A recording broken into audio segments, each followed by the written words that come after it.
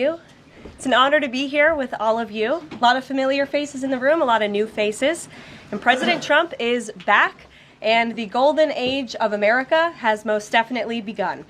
The Senate has already confirmed 5 of President Trump's exceptional cabinet nominees: Secretary of State Marco Rubio, Defense Secretary Pete Hegseth, CIA Director John Ratcliffe, Homeland Security Secretary Kristi Noem, and Treasury Secretary Scott Bessent.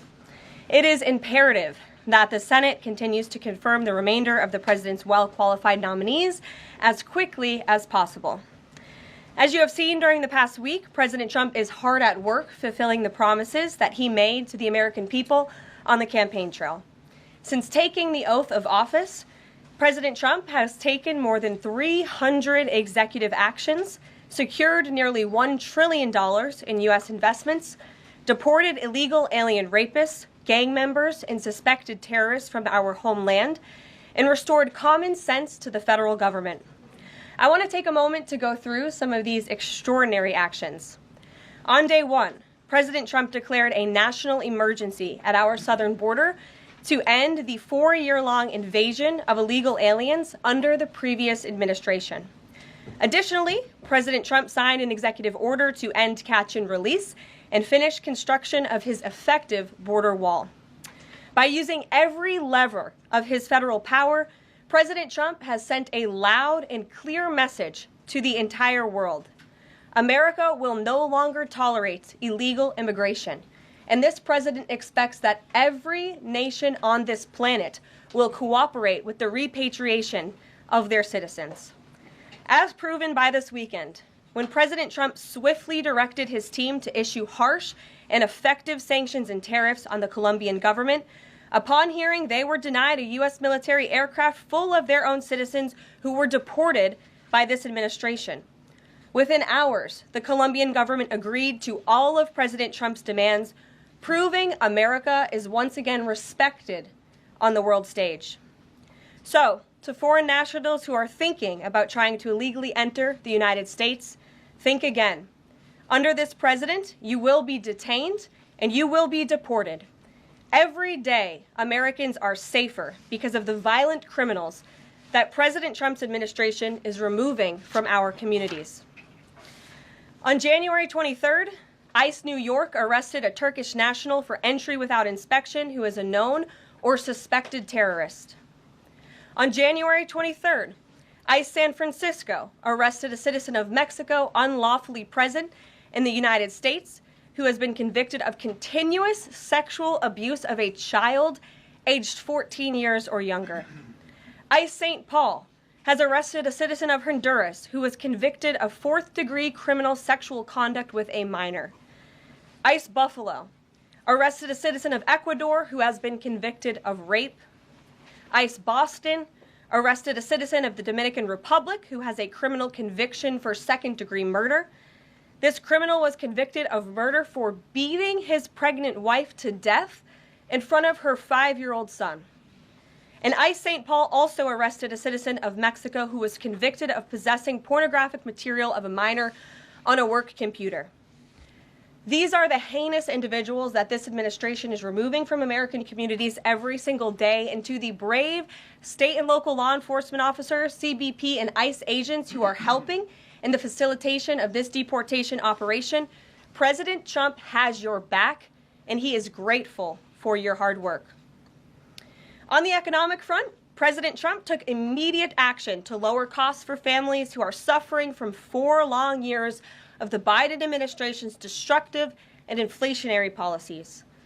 President Trump ordered the heads of all executive departments and agencies to help deliver emergency price relief to the American people, untangle our economy from Biden's regulatory constraints, and end the reckless war on American energy. President Trump also signed sweeping executive orders to end the weaponization of government and restore common sense to the federal bureaucracy.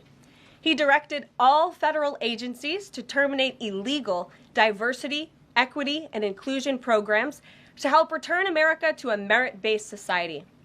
President Trump also signed an executive order declaring it is now the policy of the federal government that there are only 2 sexes, male and female.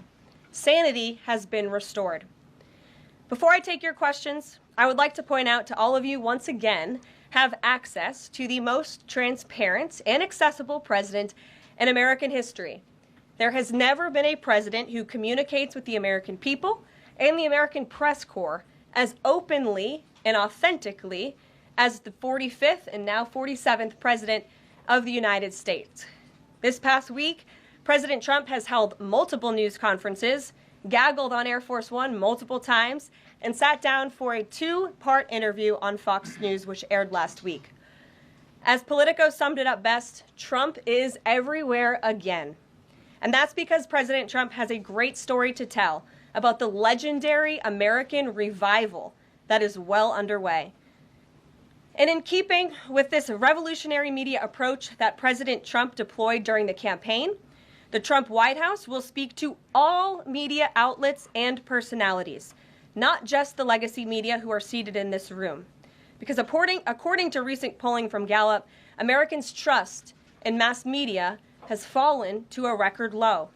Millions of Americans, especially young people, have turned from traditional television outlets and newspapers to consume their news from podcasts, blogs, social media, and other independent outlets. It's essential to our team that we share President Trump's message everywhere and adapt this White House to the new media landscape in 2025. To do this, I am excited to announce the following changes will be made to this historic James S. Brady briefing room, where Mr. Brady's legacy will endure.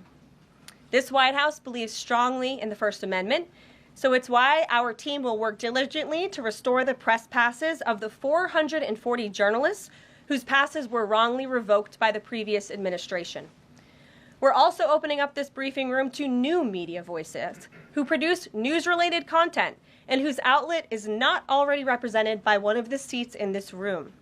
We welcome independent journalists, podcasters, social media influencers, and content creators to apply for credentials to cover this White House. And you can apply now on our new website, whitehouse.gov/new media. Starting today, this seat in the front of the room, which is usually occupied by the press secretary's staff, will be called the new media seat. My team will review the applications and give credentials to new media applicants who meet our criteria and pass United States Secret Service requirements to enter the White House complex. So in light of these announcements, our first questions for today's briefing will go to these new media members whose outlets, despite being some of the most viewed news websites in the country, have not been given seats in this room. And before I turn to questions, I do have news directly from the President of the United States that was just shared with me in the Oval Office from President Trump directly, an update on the New Jersey drones. After research and study, the drones that were flying over New Jersey in large numbers were authorized to be flown by the FAA for research and various other reasons. Many of these drones were also hobbyists, recreational, and private individuals that enjoy flying drones. In time, it got worse due to curiosity. This was not the enemy. A statement from the President of the United States to start this briefing with some news. And with that, I will turn it over to questions. And we will begin with our new media members, Mike Allen from Axios, Matt Boyle from Breitbart. Mike, why don't you go ahead? Thank you very much. Caroline, does the President see anything fishy about DeepSeek, either its origins or its cost? And could China's ability to make these models quicker, cheaper, affect our thinking about expanding generation data centers, chip manufacturing? Sure. The President was asked about DeepSeek last night on Air Force One when he gaggled for, I think, the third or fourth time throughout the weekend with members of the traveling press corps. The President said that he believes that this is a wake-up call to the American AI industry. The last administration sat on their hands and allowed China to rapidly develop this AI program. And so President Trump believes in restoring American AI dominance. And that's why he took very strong executive action this past week to sign executive orders to roll back some of the onerous regulations on the AI industry. And President Trump has also proudly appointed the first AI and crypto czar at this White House, David Sachs, whom I spoke with yesterday, very knowledgeable on this subject, and his team is here working every single day to ensure American AI dominance. As for the national security implications, I spoke with NSC this morning. They are looking into what those may be, and when I have an update, I will share it with you, Mike. And Caroline, you say restore U.S. dominance. Is there a fear that the U.S. either is fallen or has fallen behind? And how would the president make sure the U.S. stays ahead? No, the president is confident that we will restore American dominance in AI. Yeah, so Caroline, first off, thank you to you and President Trump for actually giving voices to new media outlets that represent millions and millions of Americans. The thing I would add, I've got a two-part question for you. The first is just can you expand upon what steps the White House is going to take to bring more voices, not less, which is what our founder Andrew Breitbart believed in, into this room where they rightfully belong? Yeah. Absolutely. And as I said in my opening statement, Matt, it is a priority of this White House to honor the First Amendment. And it is a fact that Americans are consuming their news media from various different platforms, especially young people. And as the youngest press secretary in history, thanks to President Trump, I take great pride in opening up this room to new media voices to share the president's message with as many Americans as possible. In doing so, number one, we will ensure that outlets like yours, Axios and Breitbart, which are widely respected and viewed outlets, have an actual seat in this room every day. We also, again, encourage anybody in this country, whether you are a TikTok content creator, a blogger, a podcaster, if you are producing legitimate news content, no matter the medium, you will be allowed to apply for press credentials to this White House. And as I said earlier, our new media website is whitehouse.gov/new media. And so we encourage people to apply. Again, as long as you are creating news-related content of the day and you're a legitimate independent journalist, you're welcome to cover this White House. And secondly, Caroline, you said you laid out several of the actions that President Trump has taken. Obviously, it's a stark contrast to the previous administration of breakneck speed from President Trump. Can we expect that pace to continue as the first 100 days moves along here and beyond that?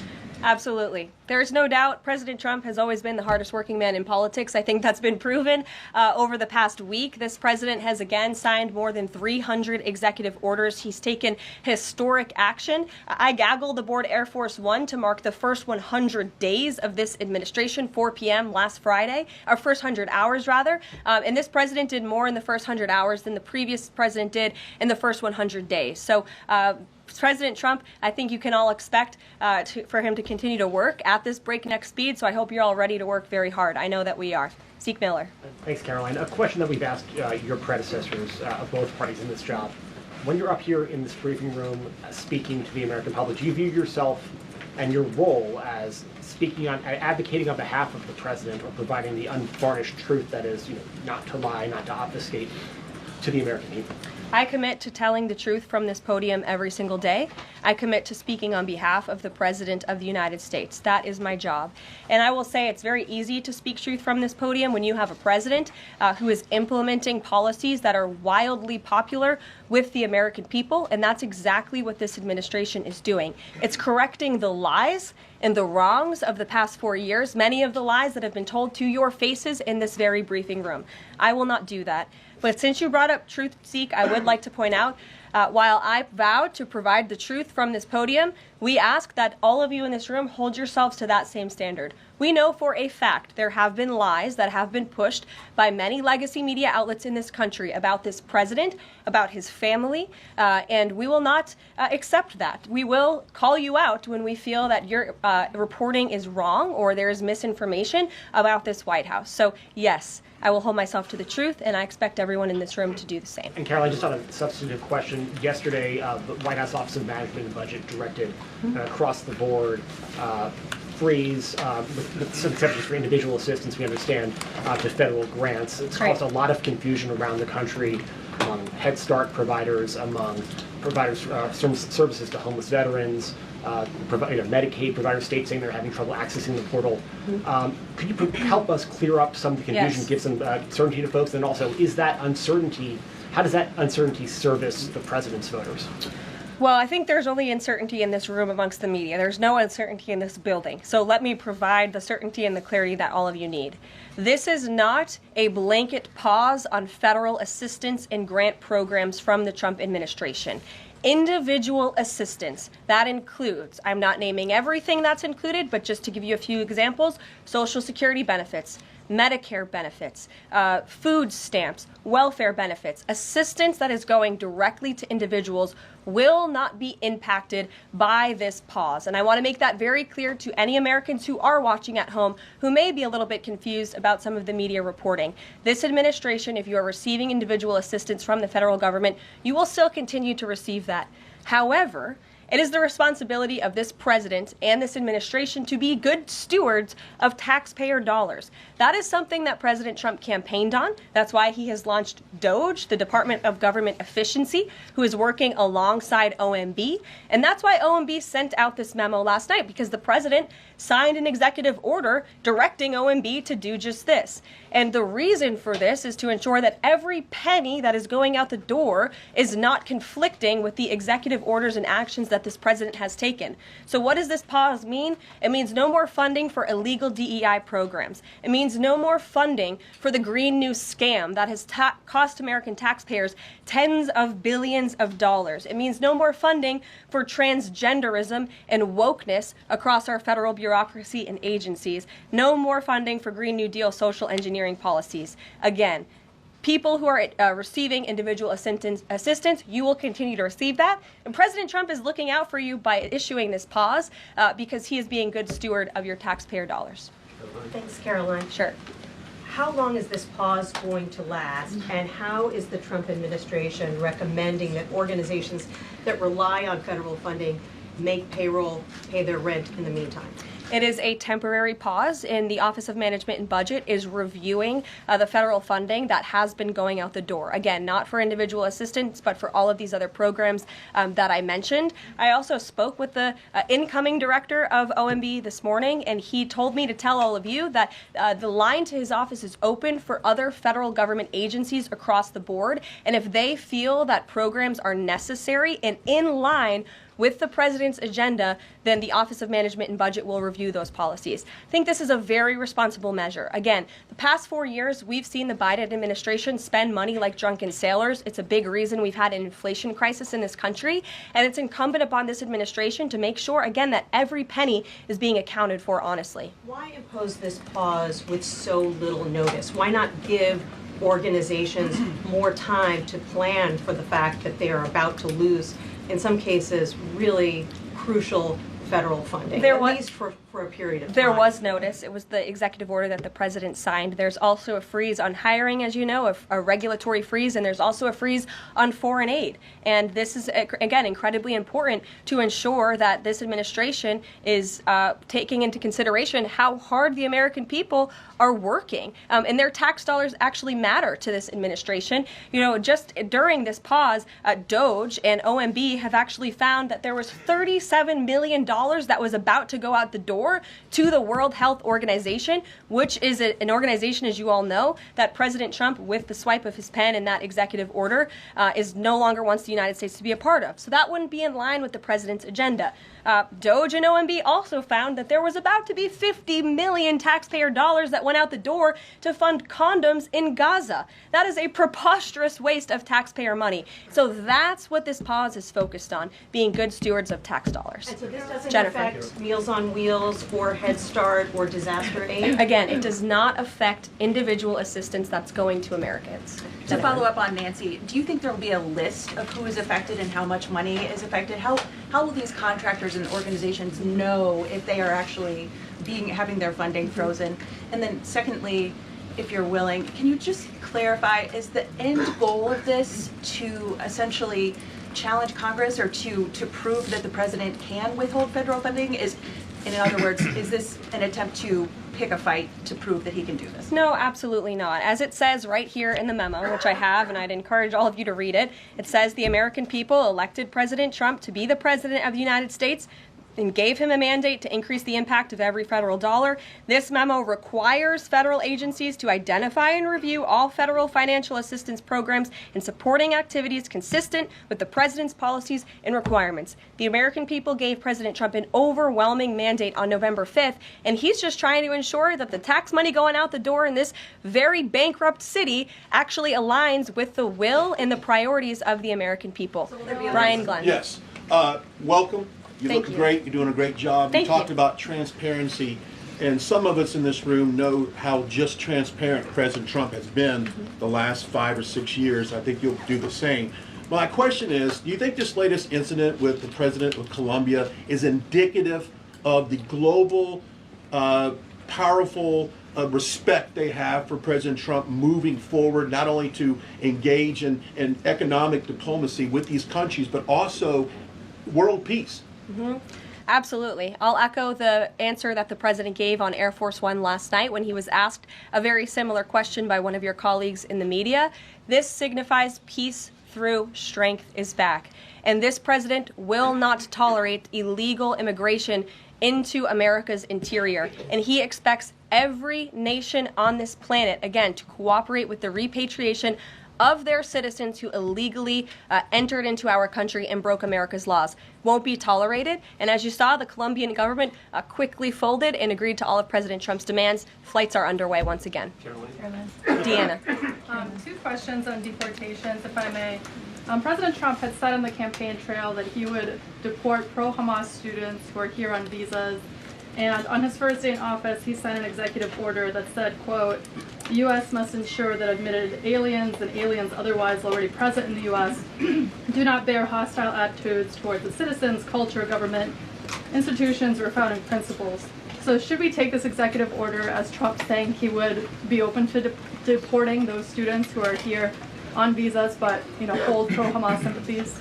The president is open to deporting individuals who have broken our nation's immigration laws. So if they are here illegally, then certainly he is open to deporting them. And that's what this administration is hard at work at doing. We receive data from DHS and from ICE every single day. From what we hear on the ground, ICE agents are feeling incredibly empowered right now because they actually have a leader in this building who is supporting them in doing their jobs that they were hired to do, which is to detain, arrest, and deport illegal criminals who have invaded our nation's borders over the past 4 years. That's what the president is committed to seeing. Peter. Caroline, I can ask you very quickly, just following up on the question on immigration first. President Trump, during the course of the campaign in 2024, said the following about illegal immigration. He said, they're going back home where they belong, and we start with the criminals. There are many, many criminals. NBC News has learned that ICE arrested 1,179 undocumented immigrants on Sunday, but nearly half of them, 566 of the migrants, appear to have no prior criminal record besides entering the country illegally. Is the president still focused exclusively, which is a civil crime, it's not criminal? It's a federal crime. So I'm asking though, he said he was going to focus on those violent offenders first. So is violent offenders no longer the predicate for these people to be deported? The president has said countless times on the campaign trail, I've been with him at the rallies, I know you've been there covering them too, Peter, that he is focused on launching the largest mass deportation operation in American history of illegal criminals. And if you are an individual, a foreign national, who illegally enters the United States of America, you are, by definition, a criminal. And so therefore, you are subject to deportation. I apologize for interrupting. So to be clear, violent criminals do not receive precedence in terms of the deportations taking place. The president has also said two things can be true at the same time. We want to deport illegal criminals, illegal immigrants from this country, but the president has said that, of course, the illegal criminal drug dealers, the rapists, the murderers, the individuals who have committed heinous acts on the interior of our country and who have terrorized law-abiding American citizens, absolutely, those should be the priority of ICE, but that doesn't mean that the other illegal criminals who entered our nation's borders are off the table. Understood. Then let me ask you a separate question about the confusion that still exists across the country right now as it relates to the freeze or the pause as it's described. President Trump, of course, ran one of the key policy items was that he was going to lower prices, lower the cost of everything from groceries, as he often said. But in many of the cases, it would seem that some of these moves could raise prices for real Americans on everything from low-income heating, that program, child care programs, Will nothing that the president's doing here in terms of the freeze in these programs raise prices on ordinary Americans? What particular actions are you referring to that I'm would? referring to LHEAP right now. That's the low-income heating program, for example. We can talk about, there's no clarity, so I could refer to a lot of them. We don't know what they are specifically. Can you tell us that LHEAP is not one of those affected? So you're asking a hypothetical based on programs that you can't even identify. I just identified. What I can tell Well, you just to be is clear, that since you guys haven't identified, let's do it together, just for Americans at home. Medicaid, is that affected? I gave you a list of examples: Social Security, Medicare, welfare benefits, food stamps that will not be impacted by this federal pause. I can get you the full list after this briefing from the Office of Management and Budget. But I do want to address the cost cutting because that's certainly very important and cutting the cost of living in this country. President Trump has taken historic action over the past week to do that. He actually signed a memorandum to deliver emergency price relief for American families, which took a number of actions. I can walk you through those. He also repealed many onerous Biden administration regulations. We know over the past 4 years, American households has been essentially taxed $55,000 in regulations from the previous administration. President Trump, with the swipe of his pen, rescinded those, which will ultimately put more money back in the pockets of the American people. So deregulation is a big deal. And then when it comes to energy, I mean, the president signed an executive order to declare a national energy emergency here at home, which is going to make America energy dominant. We know that energy is one of the #1 drivers of inflation. And so that's why the president wants to increase our energy supply to bring down costs for Americans. The Trump energy boom is incoming, and Americans can expect that. Please share that out. Thank you. Caroline, I think some of the confusion may be here with this pause on federal funding. You've made it clear you're not stopping funds that go directly to individuals, but there certainly are lots of organizations that receive funding and then may pass along a benefit. Meals on Wheels, for one. They provide meals for over 2.2 million seniors. What is the president's message to Americans out there, many of whom supported him and voted for him, who are concerned that this is going to impact them directly, even if, as you said, the funding isn't coming directly to their wallet? I have now been asked and answered this question 4 times. To individuals at home who receive direct assistance from the federal government, you will not be impacted by this federal freeze. In fact, OMB just sent out a memo to Capitol Hill with Q&A to clarify some of the questions and the answers that all of you are asking me right now. Again, direct assistance will not be impacted. I've been asked and answered about this OMB memo. There's many other topics of the day. Jackie Heinrich. Indirect assistance, Caroline, if it's going to another organization and then trickling down.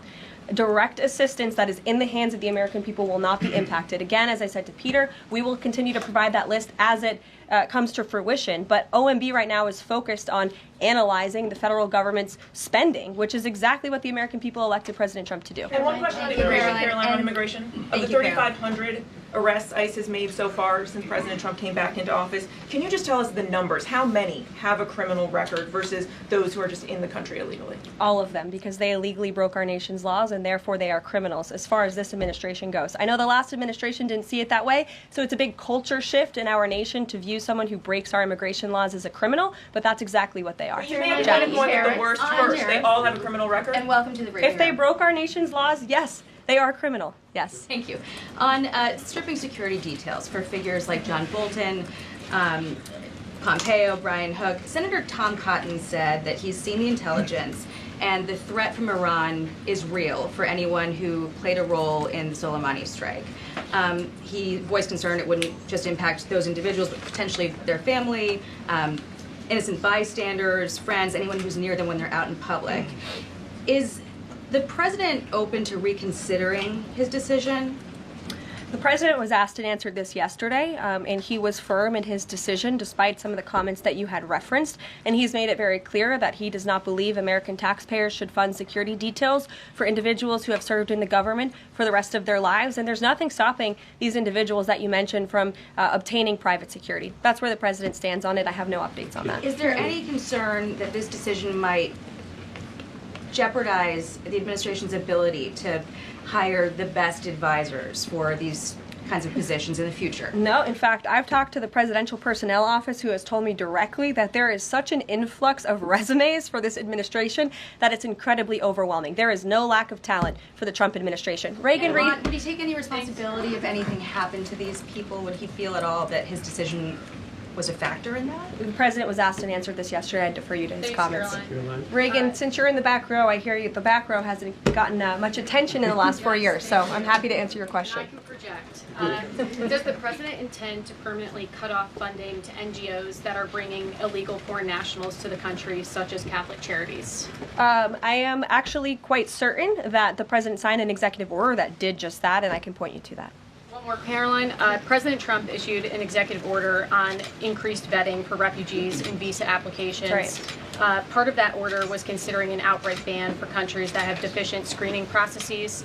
Has the president considered yet which countries might fall into this category, or countries like Afghanistan or Syria under consideration for a full ban? Yeah, so the president signed an executive order to streamline the vetting for visa applicants and for illegal immigrants in this country who are coming, of course, from other nations. It also directed the Secretary of State to review the process and make sure that other countries around the world are being completely transparent with our nation and the individuals that they are sending here. And so the Secretary of State has been directed to report back to the president. I haven't seen that report yet. We've only been here for a few days. Caroline, questions for you. One on the freeze in federal funding. Who advised the president on the legality of telling government agencies that they don't have to spend money that was already appropriated by Congress? Well, as the OMB memo states, this is certainly within the confines of the law. So White House counsel's office believes that this is within the president's power to do it, and therefore he's doing it. Okay, so they disagree with lawmakers who say that they don't have the power to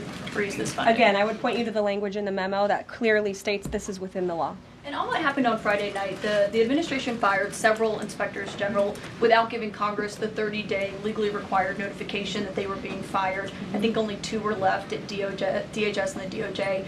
And then yesterday we saw several prosecutors, I believe 12, fired from the Justice Department who worked on the investigations into the president. As you know, they are career prosecutors, therefore they are afforded civil service protections. How is the administration deciding which laws to follow and which ones to ignore? So it is the belief of this White House and the White House counsel's office that the president was within his executive authority to do that. He is the executive of the executive branch, and therefore he has the power to fire anyone within the executive branch that he wishes to. There's also a case that went before the Supreme Court in 2020, Scala Law LLC versus the Customs, Bureau protection. I would advise you to look at that case, and that's the legality that this White House was resting on. So you're confident that if they bring lawsuits against you, those prosecutors who were fired, that they will succeed? We will win in court, and yes. Did he personally direct this, given they worked on the classified documents investigation and the election interference investigation? This was a memo that went out by the Presidential Personnel Office, and the president is the leader of this White House, so yes. Yes. Caroline. Sure. Thank you. Congrats on your first day behind the podium. Thank you. President Trump ended funding for UNRWA and also designated the Houthis a foreign terrorist organization. That's right. Both were decisions that the previous administration had reversed. So here's my question. Will there be an investigation into who gave the previous administration this terrible advice? Well, that's a very good point. I haven't heard discussions about such an investigation, but it wouldn't be a bad idea considering that the Houthis certainly are terrorists. They have launched attacks on U.S. naval ships across this world, and so I think it was a very wise move by this administration to redesignate them as a terrorist group, because they are, and I think it was a foolish decision by the previous administration to do so. As for an investigation, I'm not sure about that, but it's not a bad idea. Josh. Thank you for the question. I appreciate it. Can you give us an update on the president's plans for his tariff agenda? He spoke a lot about this yesterday, and there's a couple of dates coming up that he's spoken to. Number one, February 1st, he's alluded to both the potential for tariffs for Canada and Mexico, but also China to take effect on those days. What's he thinking about that? Yeah. Should those countries expect that? Again, he was asked and answered this question this past weekend when he took a lot of questions from the press, and he said that the February 1st date for Canada and Mexico still holds. What about the China 10% tariff that he also had mused about last Tuesday going into effect on the same day? Yeah, the president has said that he is very much still considering that for February 1st. Separately, yesterday he talked also about sectoral tariffs on, for instance, pharmaceuticals as well as semiconductor computer chips. He talked about steel, aluminum, and copper. What's the timeline on those? Is that a similar sort of coming days thing? Or? Yeah, so when the president talked about that in his speech yesterday, that actually wasn't a new announcement. That was within a presidential memorandum that he signed in one of the first days here in the White House on his America First trade agenda. So there's more details on those tariffs in there. As far as a date, I don't have a specific date to read out to you, but the president is committed to implementing tariffs effectively, just like he did in his first term. And finally, he also was asked on the plane when he gaggled about the potential for a universal tariff. He was asked maybe about 2.5%. Yeah. There was a report about that. He said he wanted much bigger than that. Should we understand that these tariffs would add up? You know, in other words, you might have country-specific tariffs like Canada, Mexico, China. You might have sectoral tariffs like on pharmaceuticals, as well as a potential universal tariff on top of that. Do these stack on one or the other, or would one sort of take precedence over another? All I can point you to is what the president has said on this front. The February 1st date for Canada and Mexico, also the China tariff that he has discussed. He rejected the 2.5% tariff. He said that was a little bit too low. He wants it to be higher. I'll leave it to him to make any decisions on that front. Yeah. Phil Weigman. What the Mexicans and Phil. Canadians have done so far, do you have any comment on whether that has met the bar, what he wants to see on fentanyl? Thank you. I won't get ahead of the president again on advocating to foreign nations on what they should or shouldn't do to get away from these tariffs. The president has made it very clear, again, that he expects every nation around this world to cooperate with the repatriation of their citizens. And the president has also put out specific statements in terms of Canada and Mexico when it comes to what he expects in terms of border security. We have seen a historic level of cooperation from Mexico, but again, as far as I'm still tracking, and that was last night talking to the president directly, February 1st is still on the books. Phil. Thank you, Caroline. Quick programming note and then a question on taxes. Programming note. Well, in terms of programming, Sounds should we fun. expect to see you here every day? How frequently will these press briefings be? It is a good question, April. So look, the president, as you know, is incredibly accessible. First day here, he wanted all of you in the Oval Office. You got a 60-minute press conference with the leader of the free world while he was simultaneously signing executive orders. I may add that's pretty impressive. I don't think the previous office holder would be able to pull such a thing off. So look, the president is the best spokesperson that this White House has, and I can assure you that you will be hearing from both him and me as much as possible. And then a question about tax cuts. You know, the president has promised to extend the tax cuts from the previous term. I'm curious, you know, does the president support corresponding spending cuts as some Republicans have called for in Congress? And will the new Treasury Secretary be leading those negotiations with the Hill as Mnuchin did during the first administration? The president is committed to both tax cuts and spending cuts, and he has a great team negotiating on his behalf, but there's no better negotiator than Donald Trump, and I'm sure he'll be involved in this reconciliation process as it moves forward. Caroline. Sure. Caroline, in the announcement that you made last night on the Iron Dome, it said the president had directed that the United States will build this Iron Dome. Yeah. When you read into the executive order, it seemed short of that. It asked for a series of studies and reports back to him. Can you tell us whether the president has directed this? And if he is this concerned on this issue, why the suspensions that we saw listed by OMB included so many different nuclear programs, non-proliferation programs, programs to blend down nuclear weapons, and so forth? First of all, when it comes to the Iron Dome, the executive order directed the implementation of an Iron Dome. It also, as you said, kind of directed research and studies to see if or how the United States can go about doing this, particularly the Department of Defense. When it comes to the other question that you asked about those specific programs, again, I would say this is not a ban. This is a temporary pause and a freeze to ensure that all of the money going out from Washington, D.C. is in line with the president's agenda. And as the Office of Management and Budget has updates on what will be kickstarted once again, I will provide those to you. Just to clarify for a sec what you were saying before on Medicaid. It wasn't clear to me whether you were saying that no Medicaid would be cut off. Obviously, a lot of this goes to states before it goes to individuals and so forth. So are you guaranteeing here that no individual now on Medicaid would see a cutoff because of the pause? I'll check back on that and get back to you. John. Thanks a lot, Caroline. As you know, in the first week that the president was in office, signed an executive order as it relates to birthright citizenship, trying to eliminate that. Now, 22 state attorney generals have said that this is unconstitutional. A federal judge has just agreed with their argument. What's the administration's argument for doing away with birthright citizenship?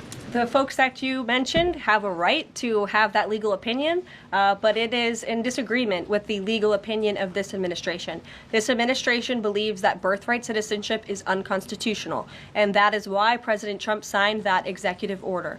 Illegal immigrants who come to this country and have a child are not subject to the laws of this jurisdiction. That's the opinion of this administration. We have already appealed the lawsuit that was filed against this administration, and we are prepared to fight this all the way to the Supreme Court if we have to, because President Trump believes that this is a necessary step to secure our nation's borders and protect our homeland.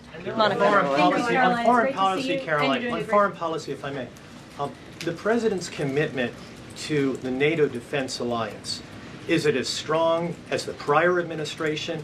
Is it the same as when he served as president in his first term in office? As long as NATO pays their fair share, and President Trump has called on NATO allies to increase their defense spending to 5%.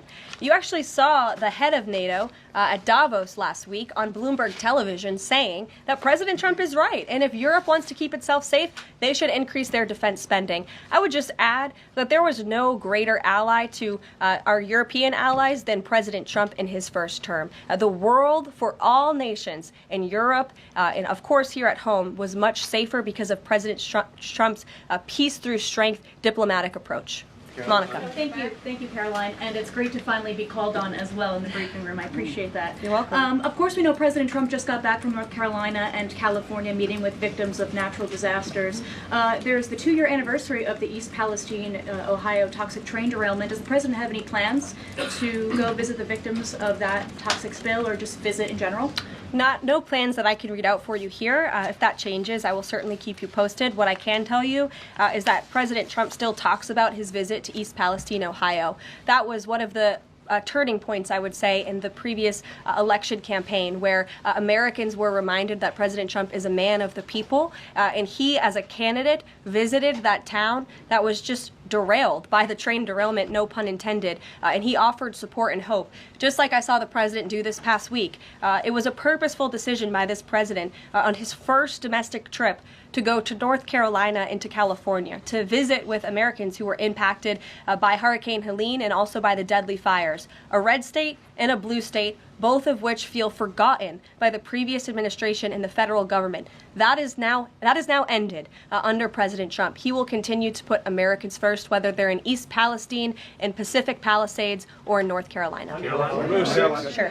Thank you, Caroline. On California, could you please clarify what the military did with the water last night as referenced in the president's Truth Social post? The water has been turned back on in California, and this comes just days after President Trump visited Pacific Palisades, and as you all saw, applied tremendous pressure on state and local officials in Pacific Palisades, including Los Angeles Mayor Karen Bass, to turn on the water and to direct that water to places in the south and in the middle of the state that have been incredibly dry, which has led to the expansion, the rapid expansion of these fires. So could you clarify what the military's role was, where the water came from, and how it got there? Again, the Army Corps of Engineers has been on the ground in California to respond to the devastation from these wildfires, and I would point out that just days after President Trump visited the devastation from these fires, the water was turned on. That is because of the pressure campaign he put on state and local officials there who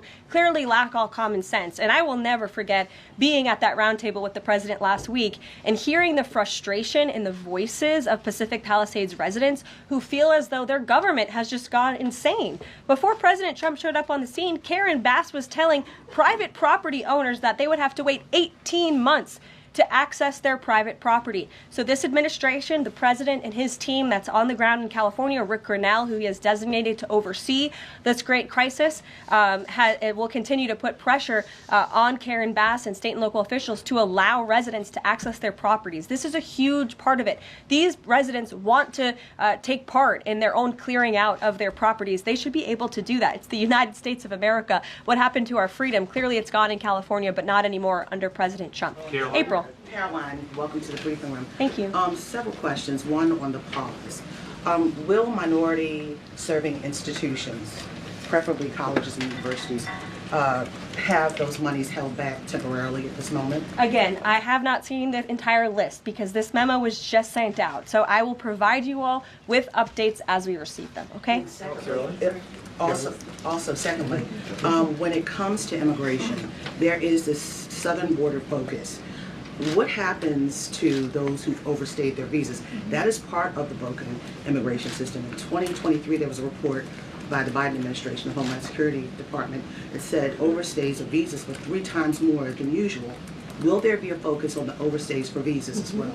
If an individual is overstaying their visa, they are therefore an illegal immigrant residing in this country and they are subject to deportation. And also lastly, as we're dealing with anti-DEI, anti-woke efforts, we understand this administration is thinking about celebrating Black History Month. Have you got any word on that? Anything that you can offer to us? As far as I know, this White House certainly still intends to celebrate, and we will continue to celebrate American history and the contributions that all Americans, regardless of race, religion, or creed, have made to our great country, and America is back. Christian Day Talk. Thanks, Caroline. Just real quick, you mentioned the inflation executive order the president signed, but egg prices have skyrocketed since President Trump took office, so what specifically is he doing to lower those costs for Americans?